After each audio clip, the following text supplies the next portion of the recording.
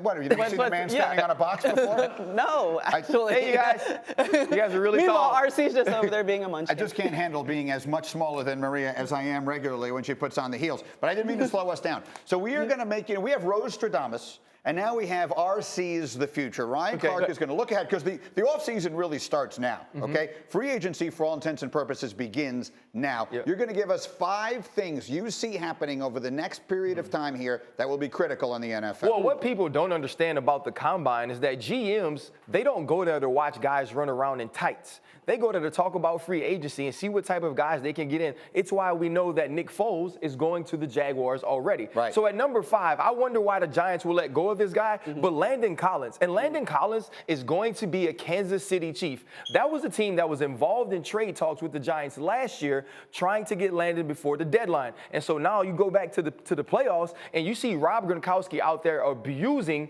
the safeties from the Kansas City Chiefs. Julian Edelman living inside the middle of the numbers in the middle of the field. Landon Collins is a guy who can step up and play there. Eric Berry's been injured. That's something I see happening really soon. And your guy, Dwayne Haskins, he is going to the Giants. It's sold. If they have to move up to get him because they think somebody else wants to, they'll do it. He is their guy. He has the right type of leadership, the right type of composure to be a quarterback in New York. He also has the requisite skill to match. And when you have Saquon Barkley, Odell Beckham Jr., you want to get a guy that can throw it around. I think it's a great match, Maria. I think it's a great fit, and I believe they will have to trade up to do it. The Giants are at 6. Do you agree with me? They will not get him at 6. No, I agree. They won't get him at 6, but they have to make that decision. Like, you need Dwayne Haskins yesteryear. 100%. And number 3, Earl Thomas. Do you remember Earl Thomas chasing Jason Garrett down the tunnel? Hey, man, come get me. Say, bro, come get me. And he was still a Seattle Seahawk at the time. And we all remember his great goodbye wave to the Seattle Seahawks while he's being carted off. Yeah. He will be a Dallas Cowboy. There he is. There he is. There it is. Go get it. Hey, bro. Hey, I love y'all. Yep. Y'all know I'm from here. We good?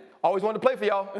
Y'all just beat us, but I ain't tripping. Come get me. I believe Earl Thomas becomes a Dallas Cowboy. Also believe that he takes less money than we think to do so. How impactful is he on that team? Oh, he'll be huge for this team. This is a team that can ready rush the passer. They have great linebacker play from 2 young studs. And adding Earl Thomas adds championship leadership, but also a guy that can wipe out things in the middle of the field. All right, what's number 2? So number 2, Le'Veon Bell to your team, the New York Jets. Do you like that? I know you're excited. Listen, if I had a pie, I would throw it on the ground. If I was more excited, I'd get up there and go run with people. But you should be doing that right now, Greeny, because now when you name both of your kids Sam, he'll at least have somebody that's a security blanket for him. We saw Sam Darnold struggle a little bit last year, and Le'Veon Bell would definitely help in the run game, but having a guy he could check the ball down to and get it out of his hands. Greeny names the kid Le'Veon as well. Quick correction. My son is named Sam. My daughter's named Darnold. I've renamed them both after the quarterback. It would be too confusing to make them both Sam. I'm willing to make the middle name Le'Veon, though. And all kidding aside, I do believe that is a great fit. I think that is a great fit. Does he get the bag? Jets. He has to get the bag. He's getting the bag. He's getting the bags, not just one. He gonna walk out that thing like this here.